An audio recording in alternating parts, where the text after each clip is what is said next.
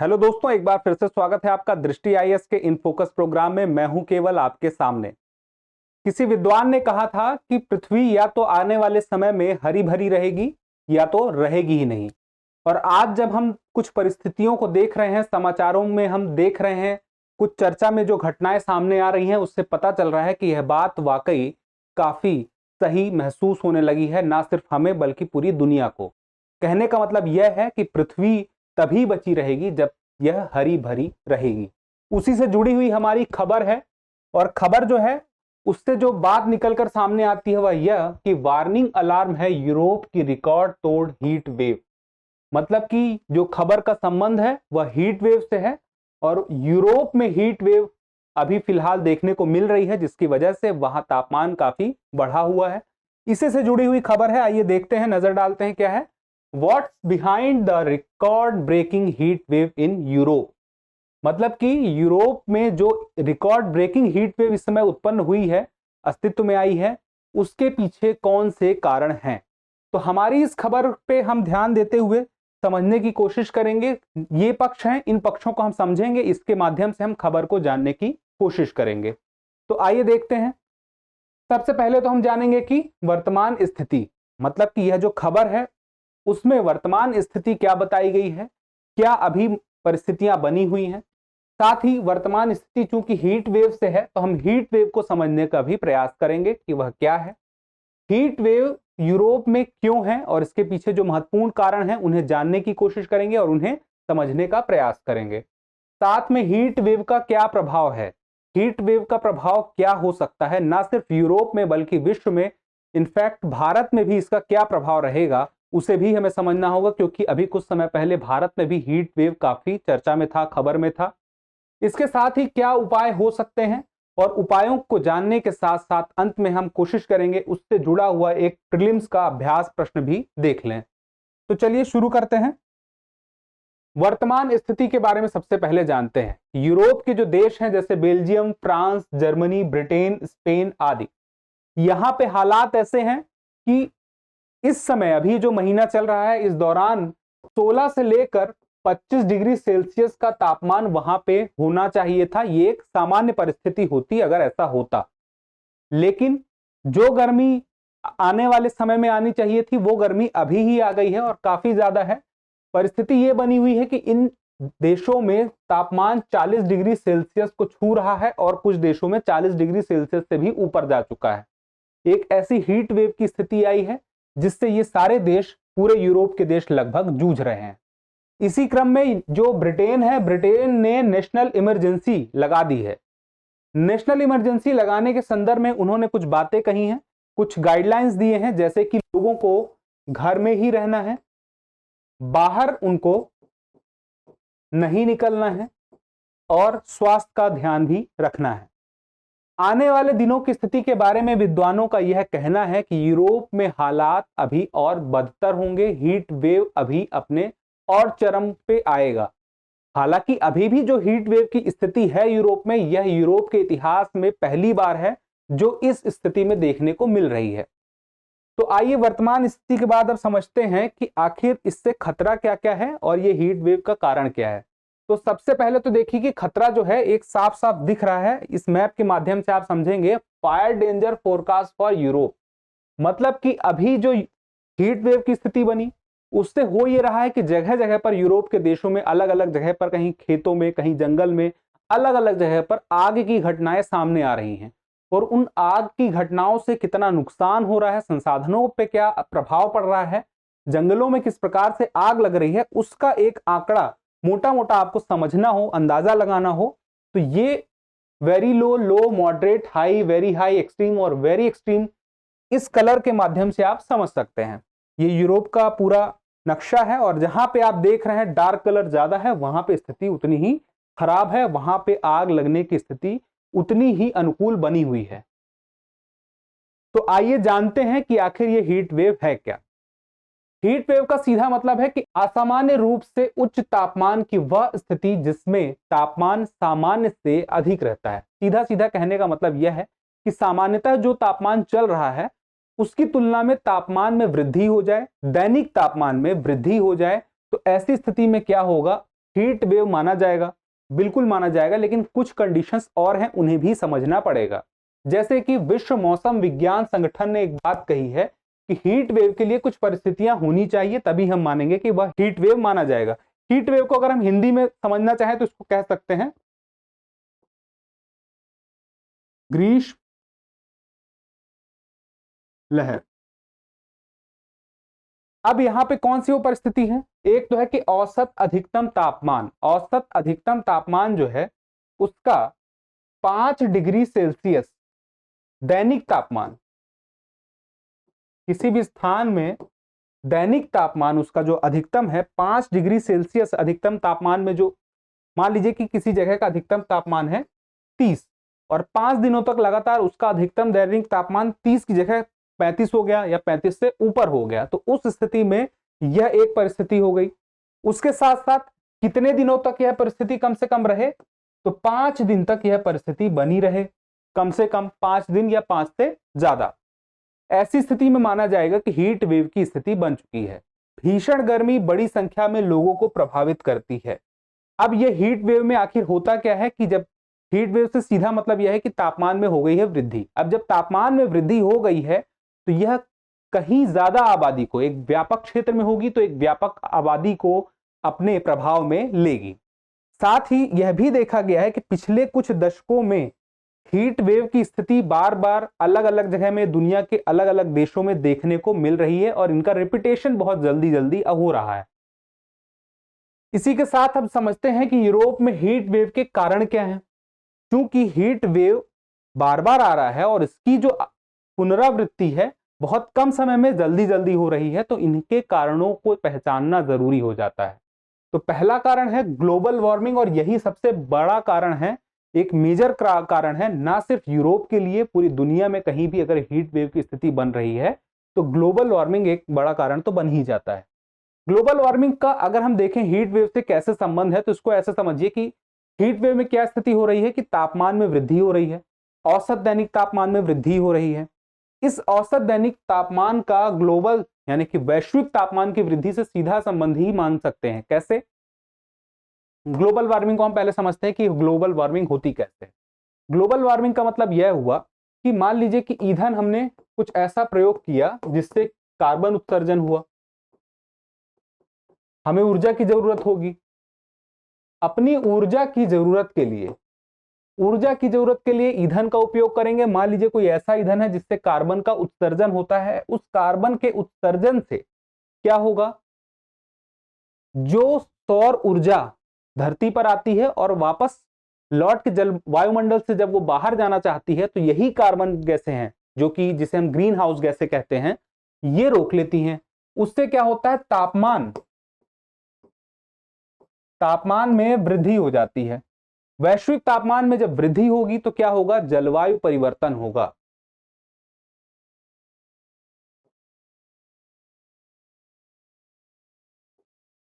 और सीधी सी बात है कि जलवायु परिवर्तन का भी मतलब यही है कि किसी स्थान का जो औसत मौसम है उसमें परिवर्तन हो जाए तो उसे हम जलवायु परिवर्तन कहते हैं। तो एक तरह से देखा जाए तो कहीं का मौसम ही तो बदल रहा है। ये जो हीट वेव की बात है, कहीं पे बारिश ज्यादा हो जाना, कहीं पे सूखा ज्यादा होना, ये सब किसके उदाहरण हैं? ये सब उदाहरण है जलवायु परिवर्तन के ही। और इसके पीछे ग्लोबल वार्मिंग और उसके पीछे ईंधन का दहन, ऐसे ईंधन का दहन जो कि ग्रीन हाउस गैसों का उत्सर्जन कर रहा है, और उसके पीछे कारण है मानवीय आवश्यकताएं, यानी कि ऊर्जा की जो जरूरत हो मानव के लिए, उससे यह चीजें एक श्रृंखला की तरह जुड़ी हुई हैं। तो हमें ऊर्जा का प्रयोग किस प्रकार से करना है, कितना करना है, यह एक महत्वपूर्ण पक्ष हो जाता है। अभी के लिए हमें यह समझना होगा।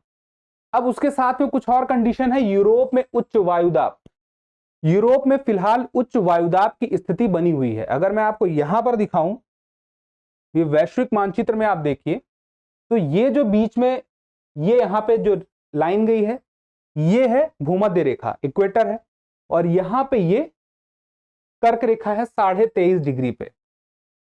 अब ये जो कर्क रेखा है इसके ऊपर है यहां पे यूरोप। इस यूरोप में यहां मान के चलिए 40 से ऊपर, 40 डिग्री के ऊपर आप जाएंगे तो वहां से भूमध्य रेखा के लिए यहां ऊपर बन रहा है हाई प्रेशर और यहां नीचे बन रहा है लो प्रेशर। अब आप पूछेंगे ऊपर हाई प्रेशर और नीचे लो प्रेशर, मतलब उच्च वायुदाब ऊपर यहाँ पे बन रहा है 40 डिग्री के ऊपर, और यहाँ 23 डिग्री 23.5 डिग्री के ऊपर यहाँ पे लो प्रेशर किस प्रकार से बन रहा है। तो अभी जो स्थिति है, अभी इस दौरान सूर्य की किरणें कर्क रेखा के पास, कर्क रेखा के ऊपर ही पड़ रही हैं सीधे। सबसे ज्यादा सूर्य की किरणें इसी स्थान पर पड़ रही हैं। जब सीधी सूर्य की किरणें यहां पर पड़ रही हैं तो यहां पर तापमान ज्यादा होता है और लो प्रेशर की स्थिति भी बन जाती है। अब लो प्रेशर की स्थिति जैसे ही बनती है तो यहां ऊपर हाई प्रेशर की स्थिति होगी और ये हवा यहां ऊपर से नीचे आएगी। तो सेम यही चीज यहां हो रही है, यूरोप में ऊपर से नीचे की ओर आ रहे हैं। अब चूंकि हाई प्रेशर से लो प्रेशर की ओर जब पवन चलेगी, हवा बहेगी, तो उससे क्या होगा, उससे होगा ये कि ये महाद्वीप की हवा है, तो यह हवा किस प्रकार की होगी, शुष्क होगी, और शुष्क हवा होने की वजह से तापमान में कमी देखने को नहीं मिलेगी बल्कि वृद्धि ही देखने को मिलेगी। इसके अलावा और कौन से रीजन है, पुर्तगाल में निम्न वायुदाब की स्थिति बन गई है। एक और बात, पुर्तगाल में निम्न वायुदाब की स्थिति बन गई है, जिसे स्पेशली क्या कहा जाता है, विशेष इस परिस्थिति को कट ऑफ फ्लो कहा जाता है। अब इसको देखते हैं एक बार फिर से।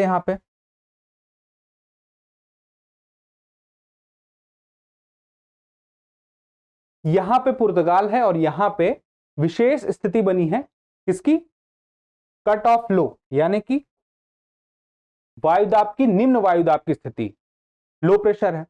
अब इस निम्न वायुदाब की स्थिति से हो ये रहा है कि ये जो लो प्रेशर है ये गर्म हवाओं को अपनी ओर खींच रहा है, और ये गर्म हवाओं को कहां से खींच रहा है, यहां से खींच रहा है, अफ्रीका से खींच रहा है, और अफ्रीका से गर्म हवाएं पुर्तगाल के माध्यम से यूरोप तक पहुंच रही हैं, और इसकी वजह से भी तापमान में वृद्धि देखने को मिल रही है। तो यह विशेष परिस्थिति है जिसे कि हम क्या कहते हैं, कट ऑफ फ्लो, और यह कैसे होता है, जेट स्ट्रीम की वजह से होता है, उनके विभाजन के होने की वजह से होता है। और कौन सी बात है, डबल जेट स्ट्रीम। अब डबल जेट स्ट्रीम, जैसे कि मैंने आपको बताया कि एक जो सिंगल जेट स्ट्रीम है, जेट स्ट्रीम का सीधा मतलब यह है कि पृथ्वी के वायुमंडल में लगभग 5 से 7 मील की ऊंचाई पर, जैसे बात करें ब्रिटेन में 5 से 7 मील की ऊंचाई पर पश्चिम से पूर्व की ओर चलने वाली एक तेज हवा जो है उसे ही जेट स्ट्रीम कहा जाता है। तो यह जो जेट स्ट्रीम है, जब यह 1 से 2 में बदल जाती है, तो इस 1 से 2 में बदलने से के क्रम में क्या होता है कि बीच में यहां पर हीट जनरेट होती है, और इसी हीट के जनरेशन से हीट वेव डेवलप होती है, और यह जो है यूरोप में हीट वेव के डेवलप होने का एक बहुत बड़ा कारण बन जाती है। इसके साथ ही मिट्टी में नमी की अनुपलब्धता भी एक बड़ा कारण है। यह किस प्रकार से एक कारण बन जाता है, यह कारण इस प्रकार से बन जाता है कि मान लीजिए एक यहां पे एक सतह है, यहां पे मिट्टी है, और मिट्टी में पर्याप्त मात्रा में नमी है। जब मिट्टी में नमी रहेगी और वहां पे सौर ऊर्जा आएगी, सौर ऊर्जा के आने से जो नमी है उसमें जो जल है वह वाष्प में बदलकर जाएगा।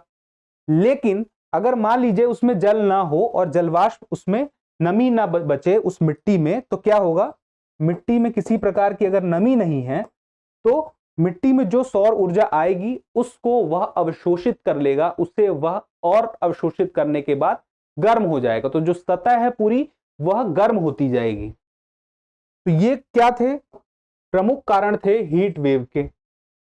अब देखते हैं प्रमुख प्रभावों को कि कौन कौन से ऐसे प्रभाव हैं जो कि हीट वेव की वजह से सामने दिखाई दे रहे हैं। उसमें से एक बड़ा प्रभाव है हीट स्ट्रोक का। स्वास्थ्य का खतरा भी बना रहता है। हीट स्ट्रोक के खतरे की वजह से इंसान को फीवर हो सकता है, बेहोशी हो सकती है, उससे जान जाने का भी उसका खतरा बना रहता है। स्वास्थ्य देखभाल की लागत में वृद्धि भी होगी। सीधी सी बात है कि जब किसी का स्वास्थ्य खराब होने की आशंका रहेगी, उसका स्वास्थ्य खराब होगा, तो उसके देखभाल की लागत में वृद्धि भी होगी। साथ में वनाग्नि का खतरा बना रहेगा, जो कि इस खबर में एक प्रमुख मुद्दा भी था कि जो यूरोप है, यूरोप के जो जंगल हैं इस हीट वेव की वजह से चपेट में आ रहे हैं। क्यों? आग लगने के लिए किन चीजों की जरूरत होती है? आग लगने के लिए चाहिए ईंधन, ऑक्सीजन, ईंधन, ऑक्सीजन, और उसके अलावा क्या चाहिए? आग चाहिए। कहीं ना कहीं से तो आग लगेगी, मिलेगी तभी तो आग लगेगी। तो ईंधन चाहिए, ऑक्सीजन चाहिए और आग की जरूरत पड़ेगी।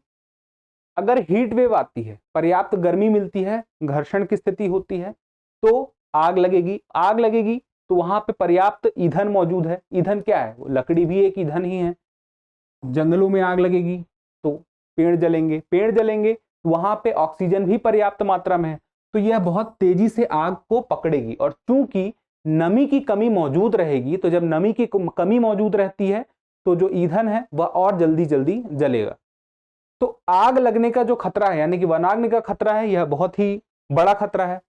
सूखा एवं फसल पर प्रभाव, सूखा की स्थिति तो होगी ही हीट वेव की वजह से, उसके अलावा जो फसल पर प्रभाव पड़ेगा उससे विश्व में खाद्य की भी एक समस्या उत्पन्न होगी। उसके अलावा ऊर्जा मार्ग में वृद्धि होगी। ऊर्जा मार्ग में वृद्धि क्यों होगी? क्योंकि मान लीजिए अभी तापमान में कहीं वृद्धि होती है तो लोग घरों में क्या करते हैं? कूलर का या एसी का इस्तेमाल करते हैं, ज्यादा से ज्यादा इस्तेमाल करते हैं। कार में है तो एसी का इस्तेमाल कर, तो ऊर्जा की जरूरत बढ़ती जाती है, खपत बढ़ती जाती है। उस खपत के पीछे भी एक मुख्य वजह यही है कि गर्मी बढ़ेगी तो हम ज्यादा ऊर्जा का कंजम्पशन करेंगे। उसके अलावा बादल निर्माण की भी एक स्थिति मौजूद रहेगी, वहां पर बादल निर्माण नहीं हो पाएगा, बारिश भी होना मुश्किल हो जाएगी। अब उपाय कौन कौन से हैं इसके? तो उपायों के मामले में बात करें तो सबसे पहला और महत्वपूर्ण जो हो जाता है पेरिस का जलवायु समझौता 2015 वाला। 2015 में जो हुआ था पेरिस जलवायु समझौता, उसके तहत क्या बात कही गई थी कि जो वैश्विक तापमान है उसको 1.5 डिग्री सेल्सियस तक सीमित करना है। लेकिन अगर हम देखें हीट वेव आ रहा है, इसका मतलब क्या हुआ? तापमान में वृद्धि हो रही है, हम उसको सीमित नहीं कर पा रहे। तो हमें जलवायु समझौते को, इस पेरिस जलवायु समझौते को बहुत सीरियसली लेना होगा। ना सिर्फ भारत को, पूरे विश्व को ही इस बात को सीरियसली लेना होगा। और इस समझौते के तहत जो कार्यवाही करने जरूरी है वह सभी देशों को करनी चाहिए। उसके अलावा कार्बन उत्सर्जन को कम करने के लिए वैकल्पिक ईंधन। अब जब बार बार बात यही आ रही है कि कार्बन उत्सर्जन की वजह से ही वैश्विक तापमान में जब वृद्धि होती है और उसी का प्रभाव पड़ता है जलवायु परिवर्तन होना, तो इसका मतलब यह हुआ कि कार्बन उत्सर्जन को कम करने के लिए हमें कुछ बेहतर ईंधन की आवश्यकता होगी। वैकल्पिक ईंधन ऐसा हो जिससे कार्बन उत्सर्जन ना हो रहा हो, तो जैसे कि हरित हाइड्रोजन हो गया।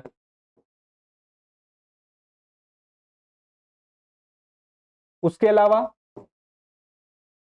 सौर ऊर्जा, पवन ऊर्जा, ऐसी ऊर्जा जिससे कार्बन उत्सर्जन ना हो रहा हो। इसके अलावा हीट वेव एक्शन प्लान, कि ऐसी स्थिति में आखिर क्या किया जाए, हीट वेव की स्थिति में उससे कैसे निपटा जाए, उसके लिए एक पर्याप्त एक्शन प्लान भी मौजूद होना चाहिए। उसके अलावा विश्व स्वास्थ्य संगठन, विश्व आर्थिक मंच, first global forum on heat and health जैसे जो अंतरराष्ट्रीय संगठन है, उन्हें यह जरूरी हो जाता है कि वो इससे बचने के लिए साझेदारी एवं क्षमता का निर्माण करें। किससे बचने के लिए? हीट वेव से बचने के लिए। तो अब देखते हैं आज के हमारे अभ्यास प्रश्न को। और अभ्यास प्रश्न क्या है? निम्नलिखित कथनों पर विचार करें। पहला है डबल जेट स्ट्रीम यूरोप में हीट वेव की उत्पत्ति का एक प्रमुख कारण है। अगला है विश्व मौसम विज्ञान संगठन के अनुसार 42 डिग्री सेंटीग्रेड से अधिक दैनिक तापमान हीट वेव का संकेत देता है। आपको बताना है कि उपरोक्त में से कौन सा कथन सही है या कौन से कथन सही हैं। ऑप्शन है केवल एक, केवल दो, एक और दो दोनों, ना तो एक और ना ही दो। आप हमें इसका उत्तर कमेंट बॉक्स में जरूर बताइएगा। और इसी के साथ ही आज का हमारा यह टॉपिक खत्म होता है। जल्द ही मिलते हैं किसी अगले टॉपिक के साथ अगले वीडियो में। तब तक के लिए स्वस्थ रहें, मस्त रहें और पढ़ते रहें।